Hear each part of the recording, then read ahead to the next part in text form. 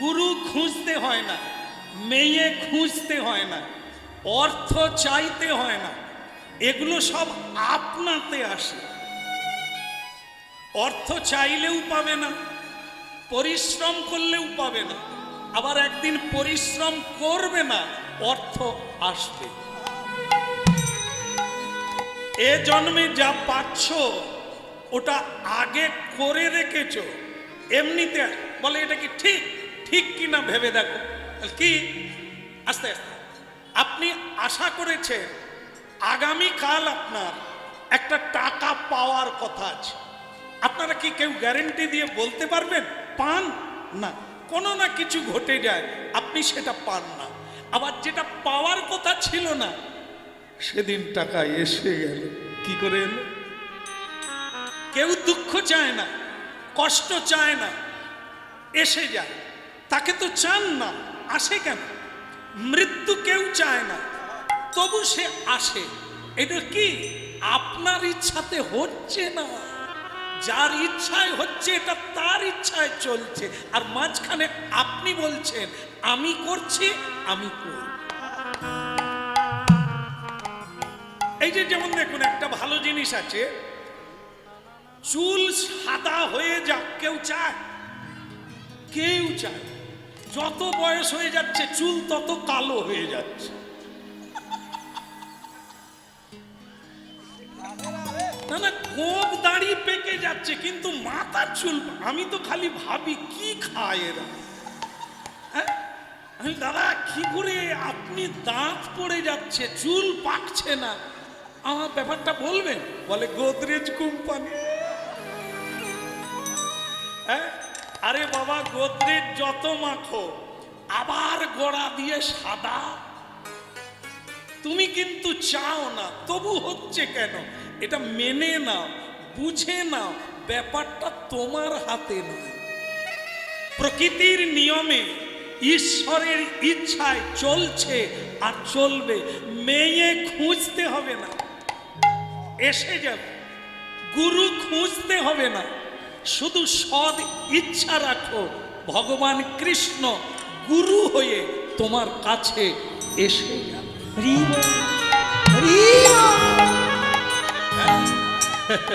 এই জন্য রাধা কৃষ্ণ প্রাণ যুগল কিশোর, রাধা কৃষ্ণ প্রাণ যুগল কিশোর, জীবনে মরণে আর গতি নাহি মোর, জীবনে মরণে আর গতি নাহি মোর, জীবনে মরণে আর গতি নাহি মোর, জীবনে মরণে আর গতি নাহি মোর, যুগল কিশোর রাধা কৃষ্ণ প্রাণ যুগল কিশোর, রাধা কৃষ্ণ প্রাণ যুগল কিশোর, কালিন্দির কুলে কেলি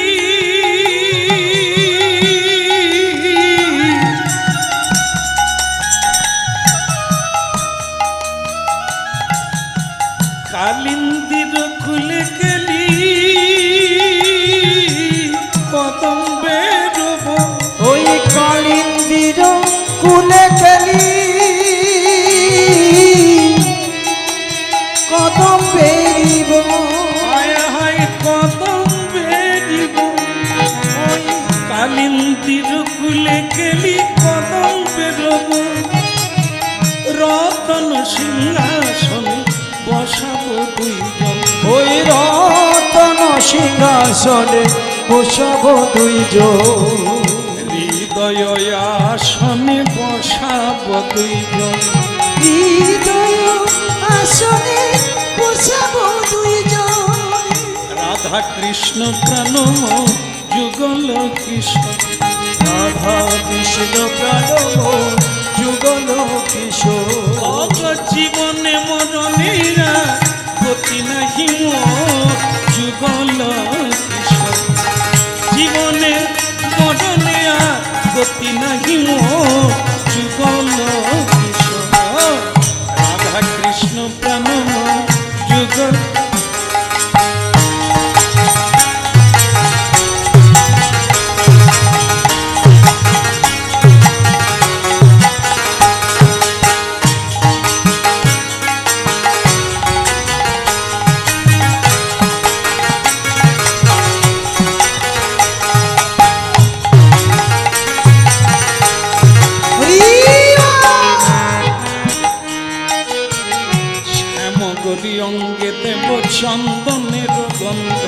শ্যামগৌরী অঙ্গে দেব চন্দনের গন্ধ, শ্যামগরি অঙ্গে দেব চন্দনের গন্ধ, ওই শ্যামগৌরী অঙ্গে দেব চন্দনের গন্ধ, অধরে তুলিয়া দেব কর্পূর তাম্বুলে, অধরে হায় হায় অধরে তো আমরা আজ্ঞাই করিব সেবা চরণারবিন্দ, কেবল যুগল কিশোর রাধা কৃষ্ণ প্রাণমোর যুগল কিশোর। ওই রাধা কৃষ্ণ প্রাণমোর যুগল কিশোর।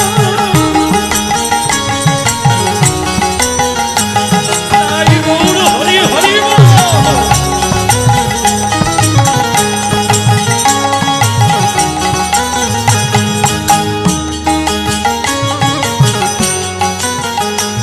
ওই রাধা কৃষ্ণ প্রাণমোর যুগল কিশোর। ওই রাধা কৃষ্ণ প্রাণমোর যুগল কিশোর।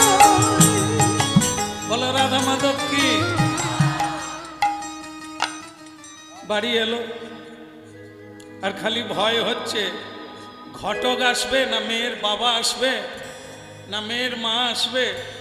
ভগবান তো বলেই দিল এমনিতেই আসবে, স্বয়ং মেয়ে আসবে না কে আসবে আমি বুঝি। কে লোক একটা আসছে,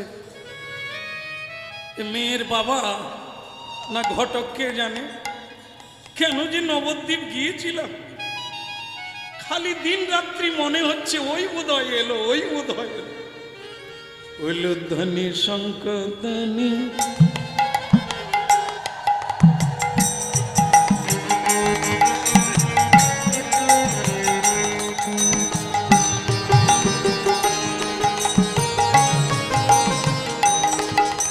আর উলুধ্বনি শঙ্কধ্বনি করে যত নারী, উলুধ্বনি শঙ্খধ্বনি করে যত নারী, হরি হরি ধ্বনি করে ভক্ত মণ্ডলী। ওইরা হরি হরি ধ্বনি করে ভক্ত মণ্ডলী। হরির ধ্বনি নিদায়। আচ্ছা, আমার দলের ছেলেরা চেপে দিচ্ছে, আপনারা একবার হরিধ্বনি দিয়ে দেখান তো, এত ভক্ত কিরকম গর্জন হয়। মহাপ্রভু একটু শোনো। নিতাই, ধন্যবাদ ধন্যবাদ। বহু জায়গায় গিয়েছি আমি, কিন্তু এরকম হরিধ্বনি আমি শুনি। আর যেন মেঘ ডাকছে, এটা একটু উলুধ্বনি দিয়ে দেখান তো।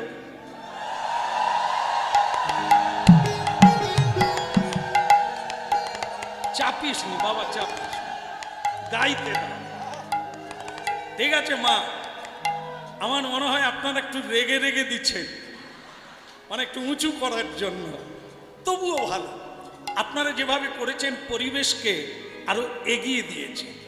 উলুধ্বনি বৈষ্ণব শোভা, হরি সভার শোভা, হরিধ্বনি হরিভক্ত হরি সভার শোভা, সরোবরের শোভা পদ্ম, মায়েদের শোভা ললাটে সিঁদুর হাতে শাখা, এর যে শোভা।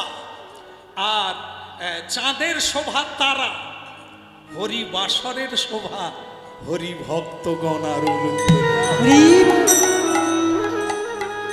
ভালো লাগলো। হ্যাঁ, তবে বিয়ে হলো কি করে হলো? এক মেয়ের বাবা এলেন, ওই যাকে দেখেছিল যে লোকটা আসছে, এসে বললেন এটা কি মুকুন্দ কবিরাজের বাড়ি? আগে হ্যাঁ, আপনার কি হয়েছে? বলে আমার কিছু হয় না, আমার একটি মেয়ে আছে সর্বসুলক্ষণা, নিজের বাবা হয়ে মেয়ের বাবা হয়ে নিজের মুখে বলতে নেই। এ উপযুক্ত, আপনারই উপযুক্ত। আপনি কৃষ্ণ ভক্ত, আমার মেয়েটিও কৃষ্ণ ভক্ত। ভক্তমণ্ডলী মায়েরা, জীবনের পার্টনার, বিয়ে ছেলেরাও করে মেয়েরাও করে, তবে বিয়ের পরে ফেসে যায়। যা চাইছিলাম আপনারা বলেন, আমি তো শুনি। শিবের মাথায় জল ঢেলেছে 4 বার তারকেশ্বরে, তারপর বিয়ে হলো। বিয়ে হওয়ার পরে মেয়েটি, আমরা যখন কীর্তন গাইতে গেছি তখন বলে আপনাদের ভগবানের নাম টাম সব মিথ্যা। তার ভেতরে কোনো গোলমাল আছে, নালে এত রেগে গেছে কেন? তা কি হয়েছে মা? বলে 4 বার শিব মন্দিরে গেলাম তারকেশ্বরে, বাবার মাথায় জল ঢাললাম, জল ঢালা স্বামী পেলাম। মানে তার স্বামী হচ্ছে জল ঢালা স্বামী। সে ভোলানাথকেও দোষারোপ করছে, আমাদের কীর্তনকেও দোষারোপ করছে। তা আমি তাকে একটু ফাঁকা জায়গায় ডেকে বললাম, তুমি খুলে বলো তো দেখি, একটু ছাড়িয়ে বল। বল কিরকম? আমি তুমি যে 4 বার জল ঢালতে গেছো, একটু কেউ শুনবে না, শুধু আমি শুনবো, কি বলেছিলে? ও এইটুকু তো, ঠিক আছে বলছি। তা সে মেয়েটা তখন বলা শুরু করলো, আমি বাবার মাথায় 4 বারই গেছি, একই কথা বলেছি, বাবা পার্বতী পতি ভোলানাথ আমাকে কৃপা করো,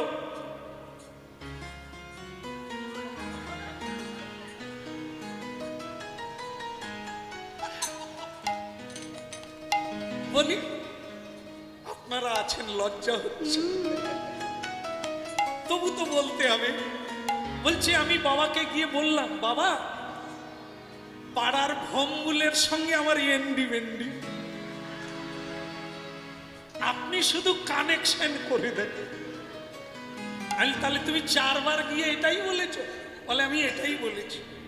আর সেই ভম্বুল যে সংসারকে ভণ্ডুল করে দেবে আমার জানা ছিল।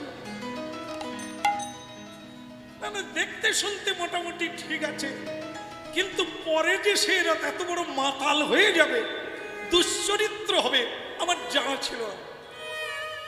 আর মেয়ে কিছু মনে করো না, সচ্চিত প্রাণ, ভগবান সৎ, ভগবান সনাতন, ভগবান ব্রহ্ম, ভগবান পরমাত্মা, তাকে দোষারোপ করো।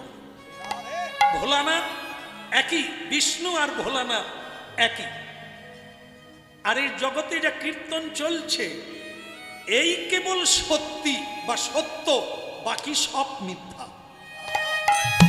বলে তাহলে আমি কেন এরকম স্বামী পেলাম?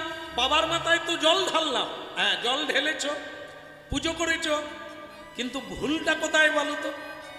বাবার উপরে ছেড়ে দাও না।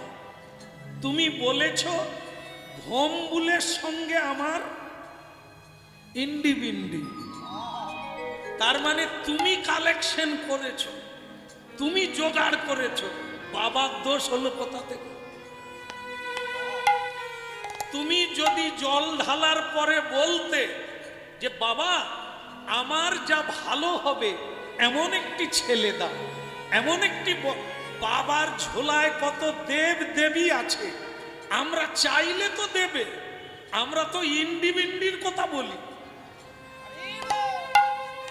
আমার মনে হয় এবার কোনো মেয়েরা আর বাবাকে দোষ দেবে না। একবারে মনের কথা, খোলা কথা, যে এগুলোই মেয়েরা চায়, ছেলেরা চায়, তো এখানে বাবার দোষ কথা? এইটাই বলো, আমার কিসে ভালো হয় তুমি করো, তখন তো বাবা দেবতাকে তোমার কাছে পাঠাও। আর তুমি যদি ভম্বুলকে চাও, বাবার দোষ কথা?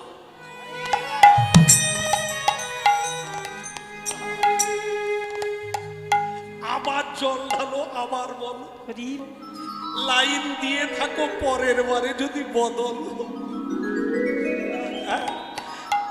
রাধে রাধে।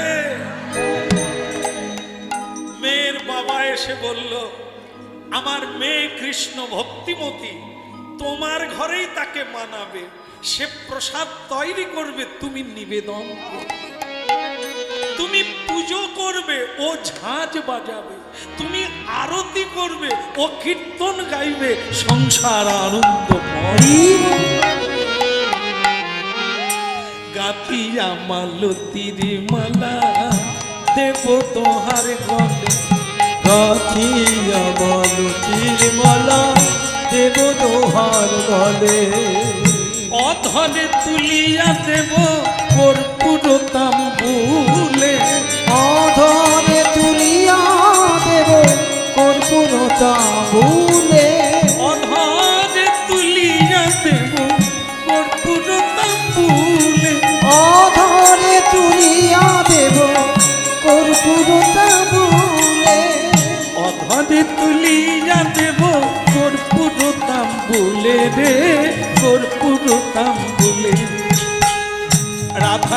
কৃষ্ণ প্রাণম যুগল কিশোর।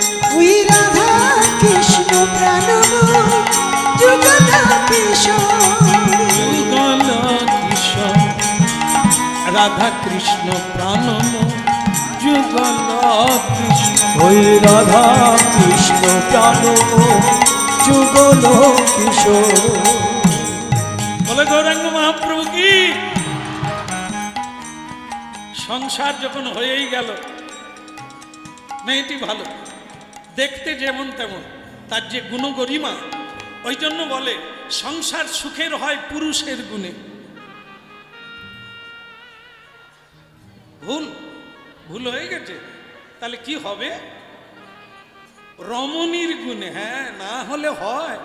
রমণীরা আছে বলেই তো সংসারে আগুন লেগেছে।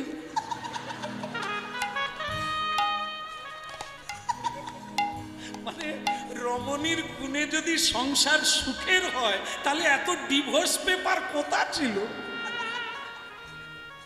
হ্যাঁ, ঠিকই বলেছেন মায়েরা, কথাটা ওটাই। সংসার সুখের হয় রমণীর গুণে। কিন্তু কোন গুণ? সে গুণটা আমাদের মধ্যে আছে কি না? যদি না থাকে, তাহলে আপনি সংসারে আগুন লেগে যাবে, জল দিতে পারবেন না, নিভাতে পারবেন না। আর সেটা কি, সে গুণটা কি জানবেন কি করে? তাহলে দেখতে হবে কি, ভারতবর্ষে রমণী চরিত্র যারা গরীয়সী, যাদের গরীয়সীতে গরিমা, যাদের মহিমা পৃথিবী খ্যাত, নারী পুরুষ যে কেউ, আমাদের তাদের দিকে তাকাতে হবে কোন গুণে তারা এত বড় হলো। হ্যাঁ? তারা কারা? বিবেকানন্দজি বলেছে, মায়েরা যদি সঠিক পথে চলতে পারো, তাহলে সীতা চরিত্র বারবার পড়ো।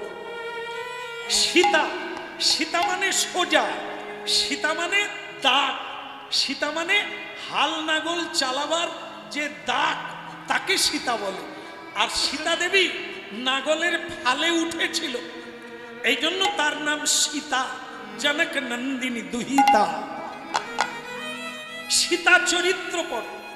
সীতা মানে সাদা, সীতা মানে সোজা, সীতা মানে সরল, সীতা মানে সুন্দর, সীতা মানে স্নিগ্ধ। হারায়নি।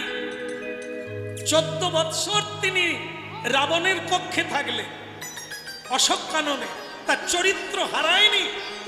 সেটা পরীক্ষার জন্য রামচন্দ্র অগ্নি সংযোগ করেছিলেন, তাতে পুড়েনি, প্রমাণ করে দিয়েছিলেন।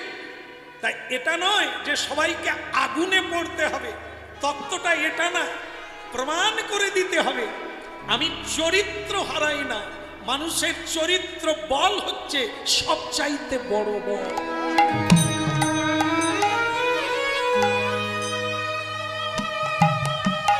রাধা কৃষ্ণ প্রাণম যুগল কিশোর।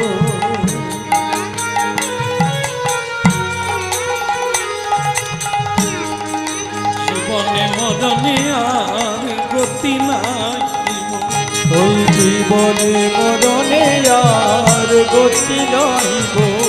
যুগল কিশোর রাধা কৃষ্ণ প্রাণম যুগল কিশোর।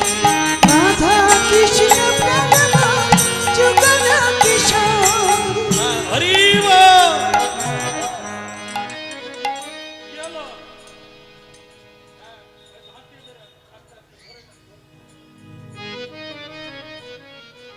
সব রুগিয়ে ভরে গেছে, এনার কথা বলছে না। মুকুন্দ কবিরাজ মহাপ্রভু বলে দিয়েছে বিয়ে করবে, আর তোমার চিকিৎসাটা ছেড়ো না, দেহেরও চিকিৎসা করবে, হরি নাম দিয়ে মনের চিকিৎসা করবে। এই প্রতিদিন সকালে চেম্বার খুলে দেয়, তার ঘোষণা করা আছে।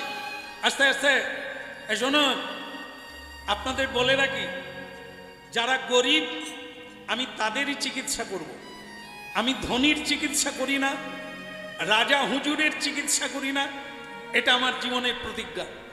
তো যারা গরিব মানুষ, যাদের টাকা পয়সা নেই, যারা খেতে পান না আমার কাছে আসবেন, আমি তাদের চিকিৎসা করব বিনা পয়সায়, যত্নের সহিত করব। ঠিক আছে? কোনো বড় লোক যদি ঢুকে যায় তাকে কিন্তু টেনে বের করে দেওয়া হবে। আজকে ভারতবর্ষে এরকম ডাক্তার এখনো আছে, বিনা পয়সায় গরিব মানুষদের চিকিৎসা করেন। এরকম ডাক্তার আজও আমাদের সমাজে আছে, আছে বলেই পৃথিবী চলছে। ভালো মানুষ আছে, ভালো মানবী আছে। আজও অনেক মায়েরা এক শাড়ি ছেড়ে জামা পরেনি, ললাটে সিঁদুর দিয়ে, গলায় আঁচলটা দিয়ে, সন্ধেবেলা আলতা পেড়ে শাড়ি পরে, পায়ে আলতা দিয়ে, তুলসী তলায় প্রদীপ নিয়ে সংসারের মঙ্গল কামনা করে। আজও আছে, আছে বলেই তুলসী দেবী আছে।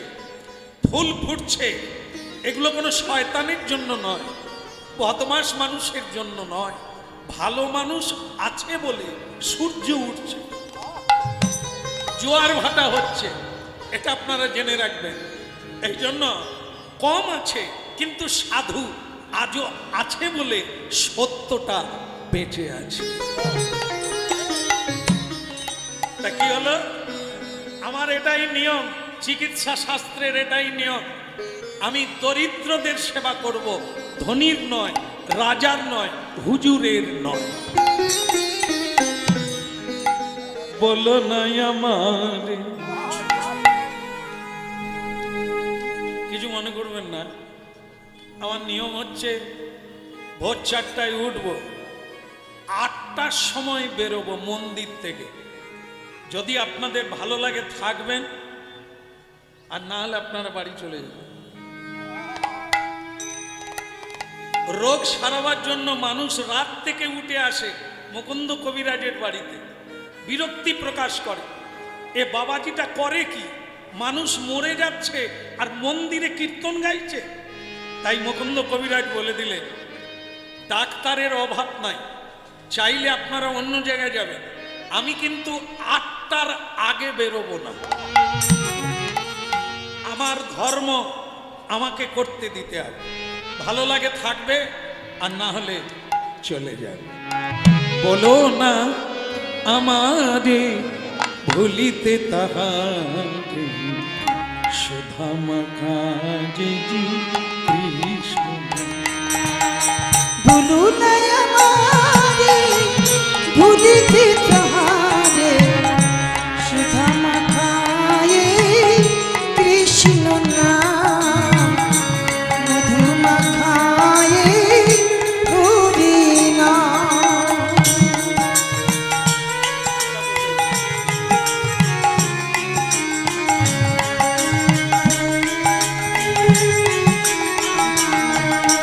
না না বলো না, না না বলো না, বলো না, বলো না, বলো না, বলো না, বলো না আমার ভুলিতে তাহারে, সুধা মাখা যে কৃষ্ণ নাম, সুধা মাখা যে ও। ওই ভুলু নাই আমারে ভুলিতে তাহারে, সুধা মাখায়ে কৃষ্ণ নাম, মধু মাখায়ে হরি নাম। নামি মোর ধ্যান, নামি মোর ধ্যান, হরি নাম, নামি মোর ধ্যান, নামি মোর ধ্যান, নামি সে আমার প্রাণের প্রাণ, নামি সে আমার প্রাণের প্রাণ। বলো নাই আমারে ভুলিতে তাহারে, সুধা মাখা যে হরি নাম, মধু মাখা এই কৃষ্ণ। ওই ভুলু নাই আমারে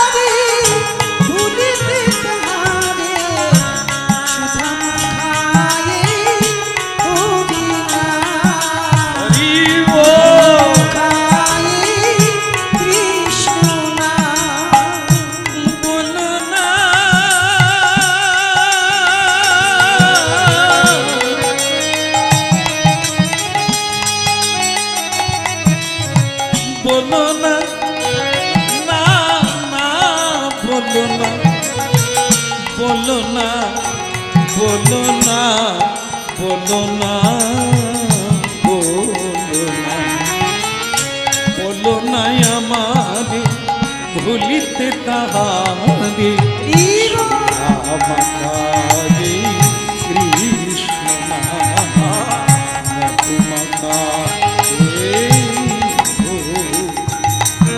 বলো না আমারে ভুলিতে তাহারে সুধা মাখায় কৃষ্ণ নাম মধু মাখায় হরি নাম হরি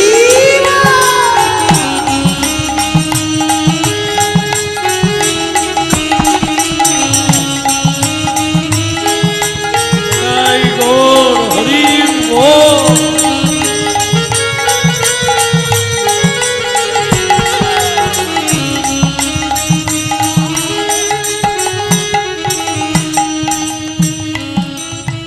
আচ্ছা ঠিক আছে,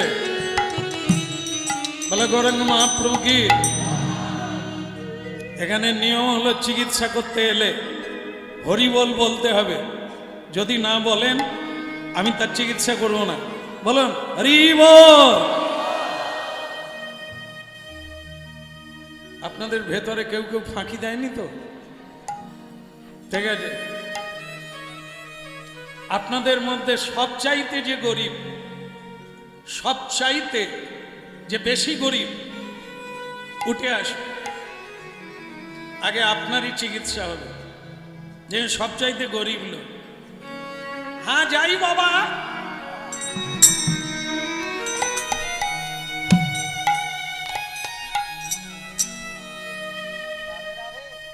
এক মুসলিম রাজা, সে সব শুনে নিয়েছে, গরিব লোক ছাড়া বড় লোকের চিকিৎসা করে না, তার ভীষণ ব্যাধি, ভীষণ ব্যাধি। তা তিনি কি করবেন? এই ছদ্মবেশ ছেঁড়া জামা কাপড় পরে এই ন্যাংড়াতে ন্যাংড়াতে চলে এসেছে।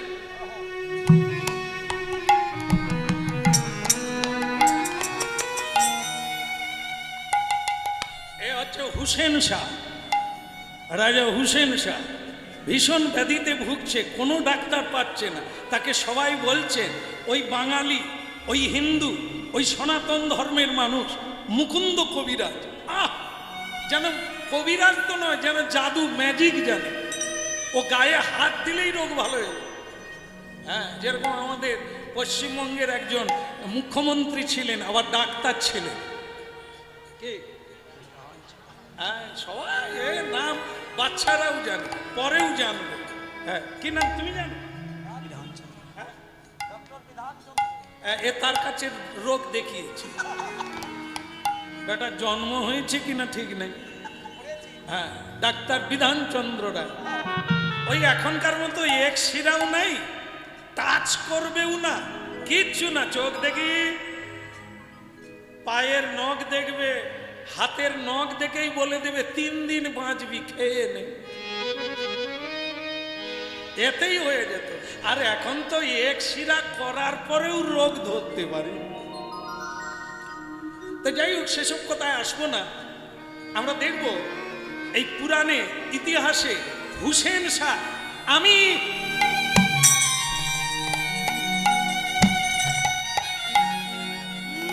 হুজুর, হুজুর আমার চাইতে গরিব কেউ নেই, আমার চিকিৎসাটা করুন। অনেক দিন হলো রোগে ভোগে আমি মরে যাচ্ছি হুজুর। এদিকে এসো। আগে হুজুর, তাহলে ঔষধ, ঔষধ পরে হবে, জামা খোলো আগে। এ আপনার কি চিকিৎসা? এমনিতেই ছদ্মবেশে আমি ছেঁড়া জামা কাপড় পরেছি, তো আবার খুলে ফেলবো? এ কি মারবে টারবে নাকি? জামা খুলতে বলে কেন? শোনুন, চিকিৎসার নিয়ম, জামা খোলো। জামা খুলে মাটিতে শুয়ে পড়ো। হ্যাঁ, জীবনে আমি খাট ছাড়া শুই না। চন্দন কাঠের খাট, সফেদ বিছানা, সফেদ। আরে কি গদি, সেই বিছানায় আমি রাজা হুজুর। শুয়ে থাকি, আমাকে বলে মাটিতে শুয়ে পড়ো জামা খুলে। আচ্ছা ডাক্তারবাবু কি হলো, তুমি গরিব না বড় লোক? ধরে ফেললো নাকি? ধরা পড়ে গেলে তার চিকিৎসা করবে না। তুমি গরিব না বড় লোক? কেন আমি গরিব লোক?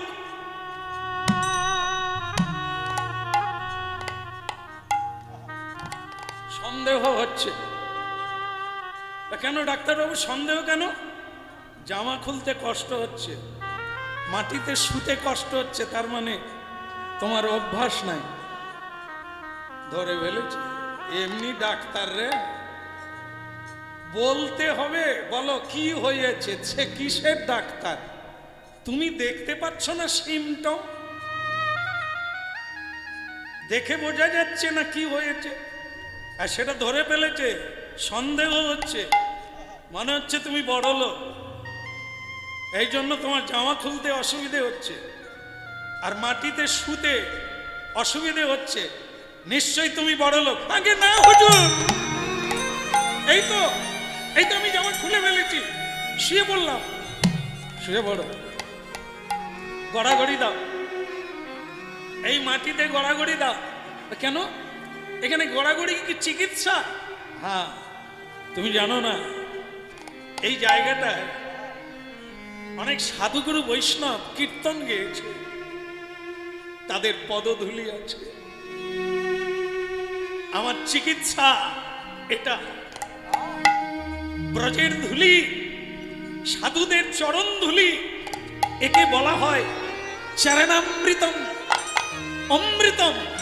মরা মানুষও বেঁচে যায় যদি এই ধুলি কেউ গায়।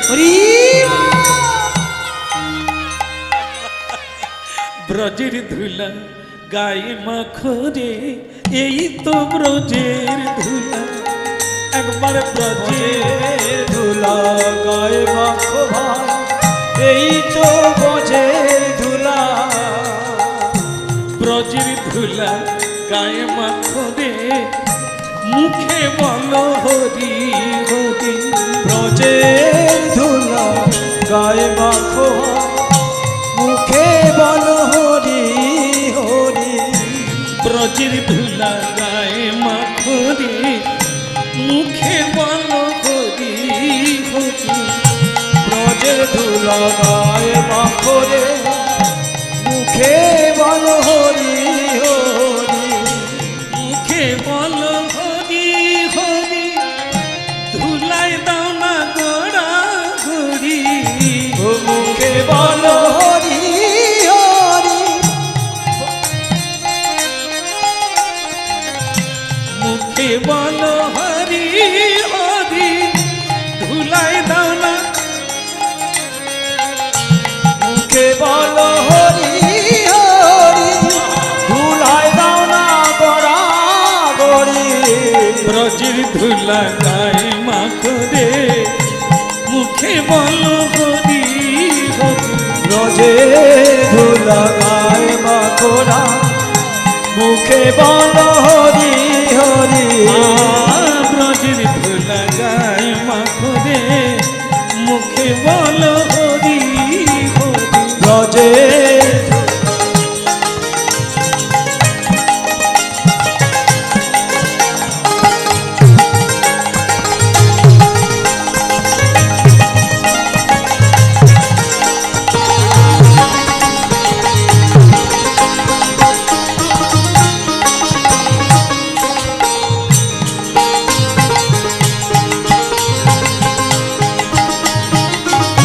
হরি বল।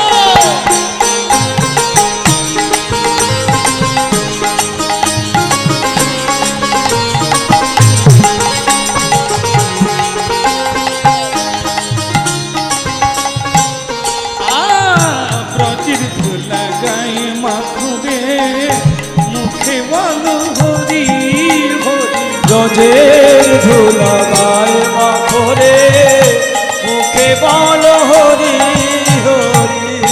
মুখে বলো হরি হরি, ধুলায় দাও না গোড়া গড়ি। মুখে বলো হরি হরি, ধুলায় দাও না গড়া গড়ি। রোজির ধুলা গায়ে মাখরে মুখে বলো হরি হরি মদের ধুলা গায়ে মাখরে মুখে বলো হরি হরি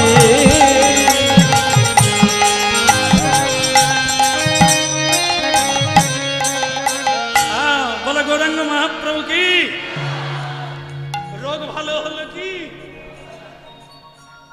সেই মানে রাজা হুসেন শাহ সে বলছে এখনো ঔষধ খাওয়ালো না, এতেই তো আমার হাব রোগ চলে। कितना जादू है, कैसा मैजिक चल रहा है, ये क्या होता है? ডাক্তার বাবু তাহলে ওষুধ ওষুধ পরে দেব, এই ওষুধটা কেমন হলো, রোগের খবর কি? বলে ওই হালকা হয়ে গেছে, মানে হাফ সেরে গেছে। আমার কাছে হলো হাফ ঔষধ, আর হার অর্ধেক হলো এই আধ্যাত্ম তত্ত্ব। উঠে পড়ো, উঠে পড়ে জামাটা পরে হাত তুলে আমার সঙ্গে একটু হরিনাম করো। এই মরেছে মুসলমানের বেটা, আমি আল্লাহ বলবো, তালা বলবো, খোদা বলবো, মোহাম্মদ বলবো, রসুল বলবো, হরি বলবো, না হলে তো আবার মরে যাবো, এর রোগ সারবেও না, যা হয় তা হবে। আগে ডাক্তারবাবু যদি কোনো মুসলমান আপনার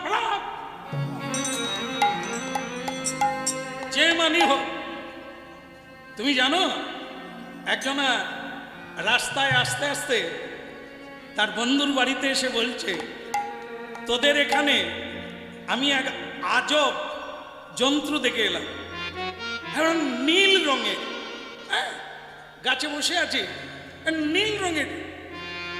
দূর পাগলা কোথাটা, আমি ওটা দেখেছি হলুদ রঙে, আমি নীল রঙে দেখেছি। আর একজনা এসে বলছে, তোরা যে যাই বল, তোরা দুজনেই দেখিস না, আমি লাল দেখেছি। কি দেখলো? তিনজন তিন রকমের দেখলো।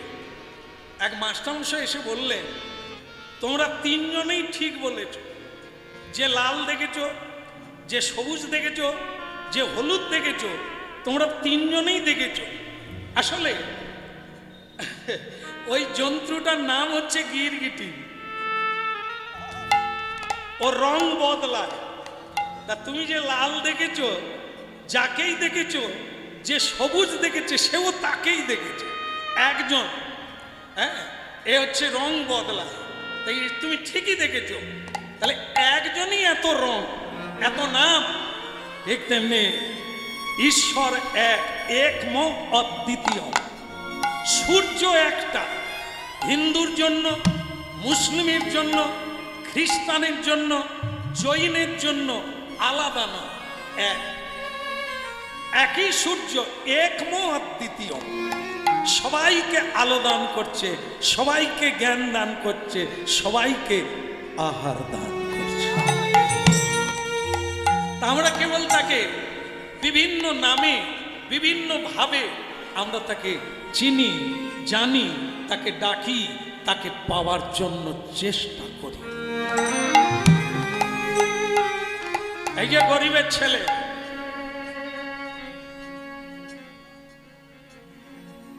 মাঝে মাঝে উঠে পড়ো কেন? লাইনে থাকো, ছটপট করলে রুগী দেখবো না। মেয়েটা ভাবছে আর কোনোদিন সামনে বসবো না, কোনো সমস্যা নেই। এরা আবার বসছে একা নয়, গোপালকেও কোলে নিয়ে বসছে। প্রণাম থাকলো তোমাদের, বসো। আচ্ছা, যাই হোক, এখানকার চিকিৎসার নিয়ম হচ্ছে এটা। এবার উঠে পড়ো আর হাত তুলে আমার সঙ্গে হরিনাম করো। হুসেন শাহ বলে, যা হয় হবে, বাঁচতে তো হবে। এখন জাতের কথা রেখে দাও, ধর্মের কথা রেখে দাও, এখন আগে বাঁচি, তারপর ভেবে দেখবো। একটু হরিনাম না হয় করে নি। জয় গোবিন্দ জয় গোপাল কেশব মাধব দীন দয়াল। বললো জয় গোবিন্দ জয় গোপাল কেশব মা দয়াল জয় গোবিন্দ জয় গোপাল কেশব মাধব দীন দয়াল। বলো জয় গোবিন্দ জয় গোপাল কেশব মাধব দীন দয়াল। দীন দয়াল প্রভু দিনের দয়াল। দীন দয়াল প্রভু দিনেরই দয়াল দীন দয়াল প্রভু দিনের দয়াল। তুমি দীন দয়াল প্রভু দিনেরই দয়াল। জয় গোবিন্দ বলো।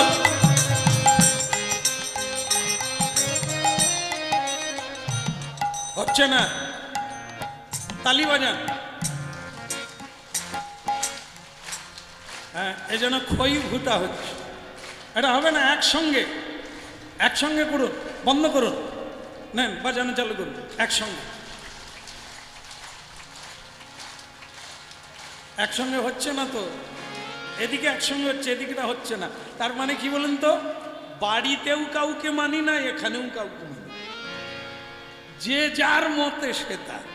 এই জন্য এই জন্য মহাপ্রভু হরিনাম এনেছে, এখানে এক হয়ে যাবে। দেখুন কিরকম একসঙ্গে হয়।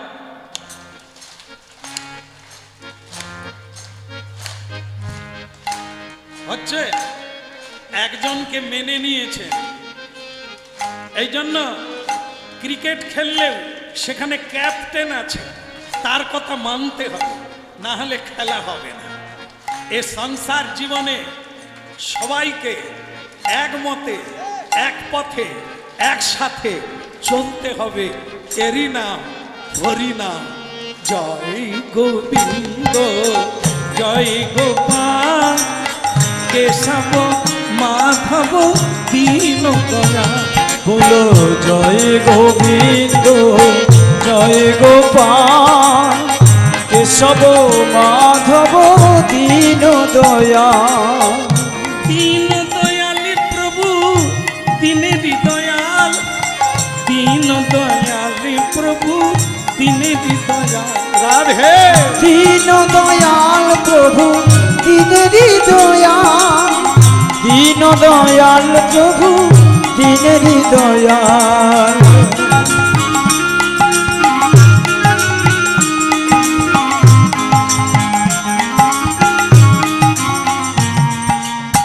শ্যাম সুন্দর কানাইয়া লাল গিরিবর ধারি নন্দ দুলাল। শ্যাম সুন্দর কানাইয়ালা গিরিবর ধারি নন্দ দুলাল। জয় গোবিন্দ জয় গোপাল কেশব মাধব দীন দয়াল।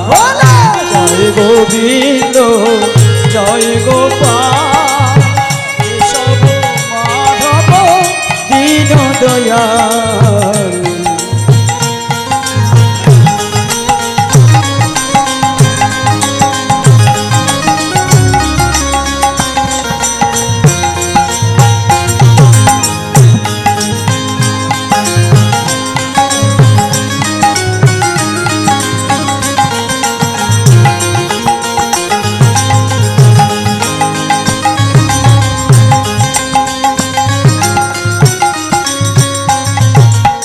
হরি বল।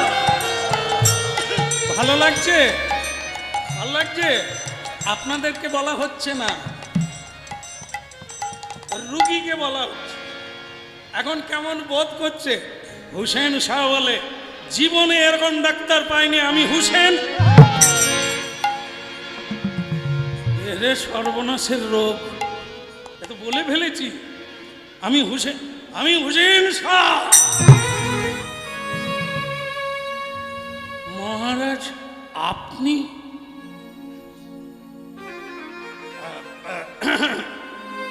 হ্যাঁ, মগন্ধ কবিরাজ তোমার চিকিৎসার কথা সারা বাংলার মানুষ জানে, তাই আমাকে সবাই বলল। কিন্তু আমি যে গরিবের চিকিৎসা করি এই জন্য তো আমি গরিব সেজেই এসেছি, না হলে তুমি আবার আমাকে লাইনে নেবে না। তো যাক, তোমার চিকিৎসার তুলনা হয় না। সারা বাংলায় আমি এরকম চিকিৎসক দেখি না। মন্ত্রের মতো, ম্যাজিকের মতো আমি সুস্থ বোধ করছি। তা শোনো মুকুন্দ কবিরাজ, তোমাকে আমার একটাই কথা বলা, তোমার এখানে পড়ে থাকা যাবে না। চলো আমার সঙ্গে আমার রাজধানীতে চলো, তুমি ওখানেই আমার চিকিৎসা করবে। আর তোমাকে এই কুঁড়ে বাড়িতে, এই ভাঙা বাড়িতে আসতে হবে না। চলো তোমার বউকে নিয়ে, হ্যাঁ তোমার স্ত্রীকে নিয়ে তুমি আমার না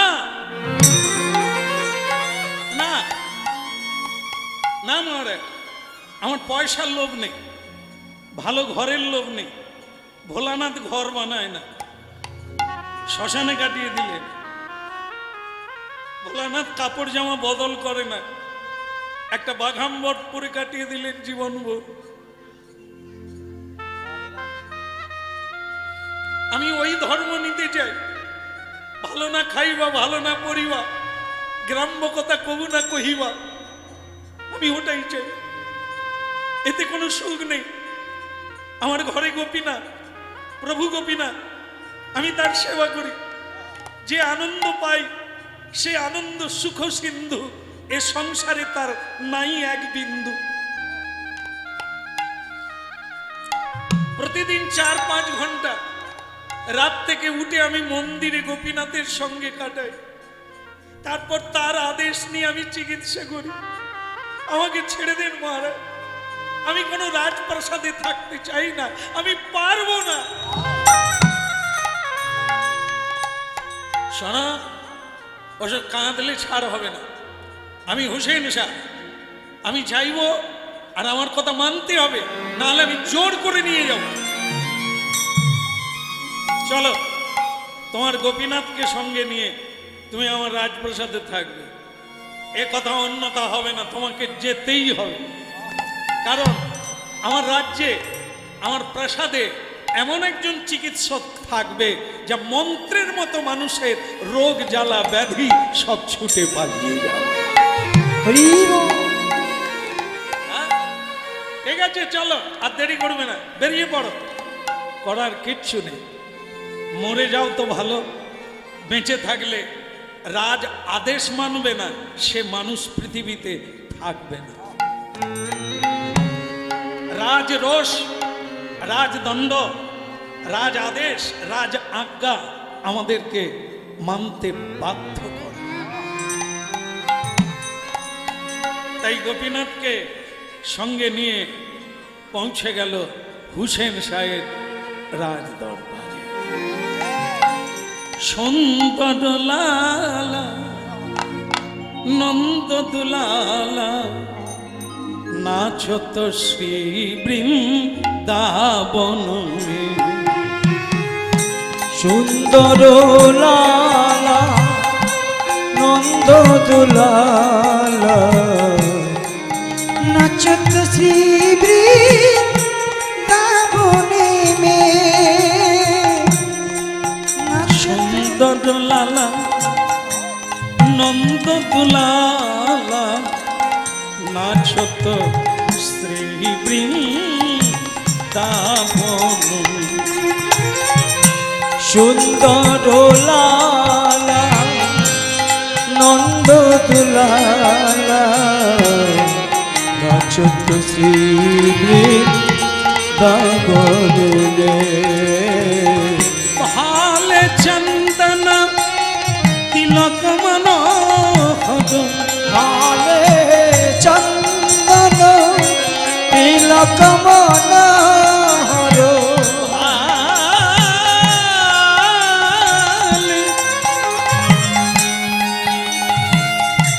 ভালে চন্দন তিলক মনোহর, ভালকা তিলকা কপলন মে,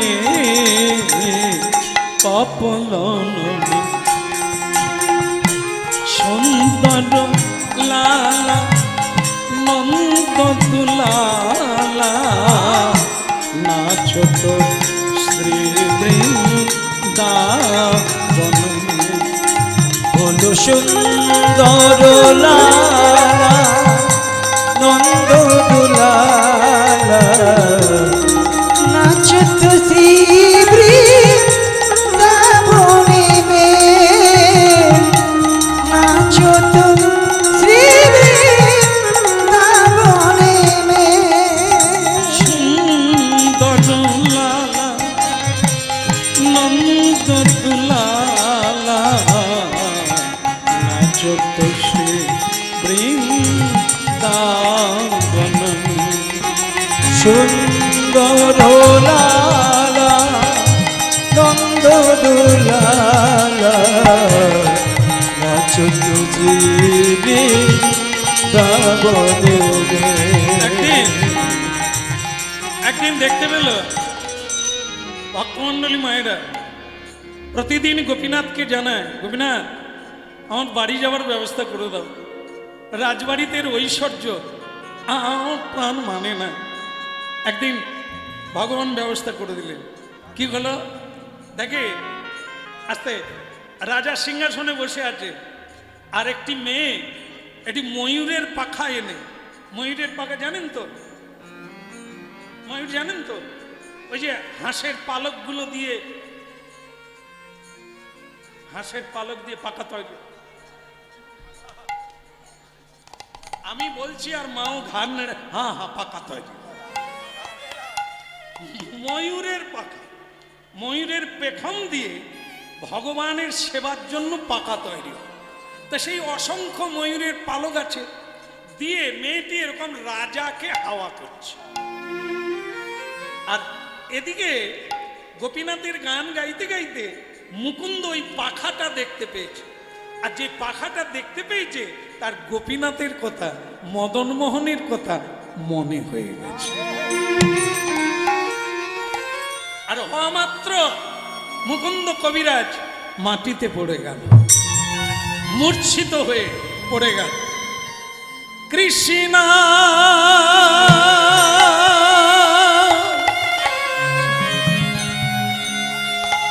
কথা কৃষ্ণ কথা গোপীজন বল্ল দেখা দাও দেখা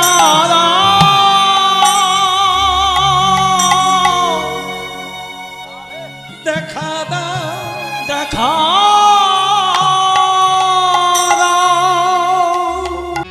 তোমাদের মতো প্রজাগণকে আমি পরিচালনা করি,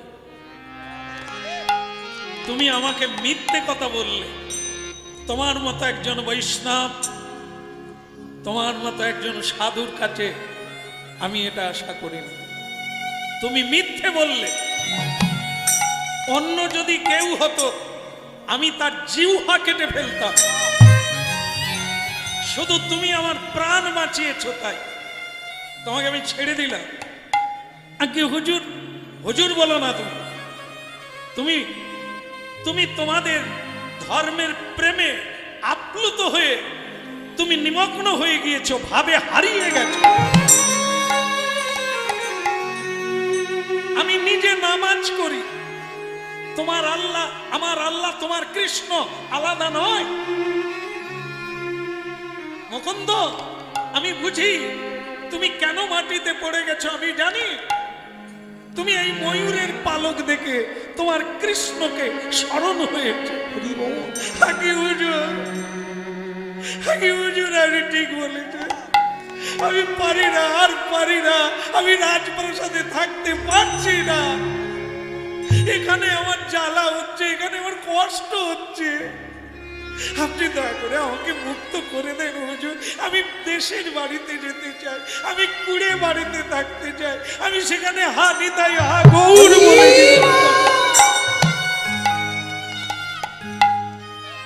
বেরিয়ে পড়ো। মুকুন্দ আমি জল্লাদ নয়, আসলে তোমাকে ভালো লেগেছিল। তোমার মতো একজন সাধককে, একজন বৈদ্যকে আমি রাজপ্রাসাদে অলঙ্কৃত করতে চেয়েছিলাম, কিন্তু তোমাকে কষ্ট দিয়ে আমি তা পারব না। যাও, ফিরে যাও, তোমার গোপীনাথকে নিয়ে তুমি সুখে দেখো, তোমার যা লাগবে সব আমি দেব। আমার ব্যয় ভার।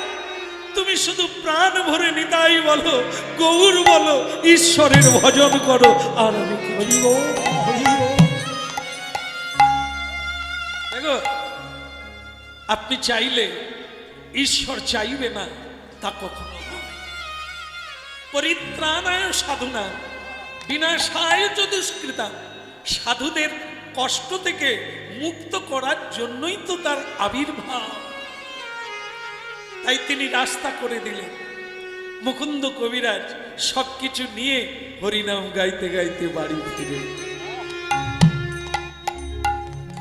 পত্নী বললেন, যখন যা করে ভগবান মঙ্গলের তরে। দেখো স্বামী, এরপরে আর কোনোদিন তোমাকে ওই রাজা রাজবাড়িতে নিয়ে যাবে না। ভগবান যে লীলা করে দেখিয়ে দিলেন, আর তোমাকে কোনোদিন ধরে নিয়ে। ঠিকই বলেছ, ঠিকই বলেছ। চলো, ভগবান যা করে মঙ্গলের তরে। এইবার আমার গোবিন্দকে নিয়ে আমরা বাড়িতে আনন্দ করে দিন কাটাবো। হরি বল, হরি বল। ললিতা বিশাখায়াদি যত সখী বৃন্দ, ললিতা বিশাখায়াদি যত সখী বৃন্দ, ললিতা বিশাখায়াদি যত সখী বৃন্দ, ললিতা বিশাখায়াদি যত সখী বৃন্দ, ওই আজ্ঞায় করিব সেবা চরণার বৃন্দ, ওই আজ্ঞায় করিব সেবা চরণারবিন্দ। শ্রীকৃষ্ণ চৈতন্য প্রভু দাসের অনুদান, শ্রীকৃষ্ণ চৈতন্য প্রভু দাসের অনুদান, সেবায় অভিলাষ জাগে নরোত্তম দাস, সেবায় অভিলাষ চাহে নরোত্তম দাস, সেবায় অভিলাষ জাগে নরোত্তম দাস, সেবায় অভিলাষ চাহে নরোত্তম দাস। আমি আর কিছু চাই না, আর কিছু চাই না, ওই চরণ পাবো জীবন যাবে, আর কিছু চাই না। চরণ পাবো জীবন যাবে, ওই চরণে ঠাঁই দিও, আর কিছু চাই না, ওই চরণে ঠাঁই দিও, আর কিছু চাই না, ওই চরণে ঠাঁই দিও, আর কিছু চাই না, ওই চরণে ঠাঁই দিও, আর কিছু চাই না, ওই চরণে ঠাঁই দিও। বলো রাধা গোবিন্দ দেব কি? জোরসে বলা যাবে কি? শ্রীখণ্ড কি? আরেকটু জোরে নিতাই। তো ভক্তমণ্ডলী মায়েরা, পরীক্ষার তো শেষ নাই। একদিন এমন ঘটনা হলো, নিজে এত বড় চিকিৎসক, কিন্তু তার স্ত্রীর এক রোগ হলো, কিছুতেই সারাতে পারল না। অনেক চেষ্টা করল, সারাতে পারল না। শেষকালে কি হলো জানে? ছুটতে গেলেন মহাপ্রভুর কাছে। মহাপ্রভু কোথায়? নবদ্বীপে। সেই নবদ্বীপে ছুটতে ছুটতে গিয়ে, প্রভু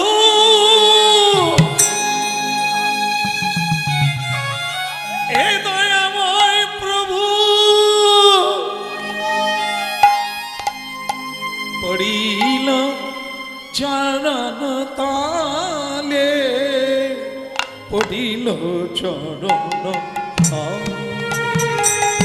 ওই পড়িল চরণ তলে, পড়িল চরণ তলে, আজ পড়িল চরণ তলে,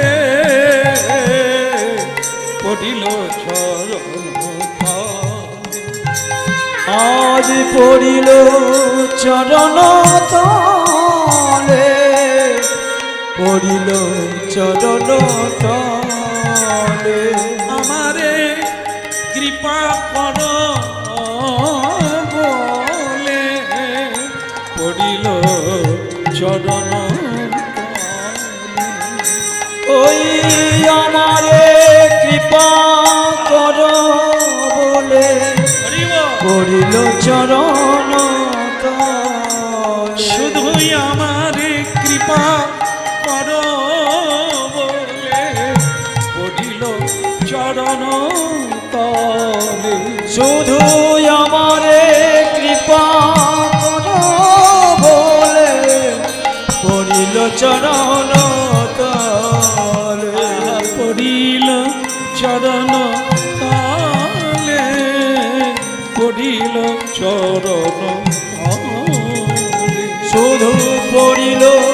চরণ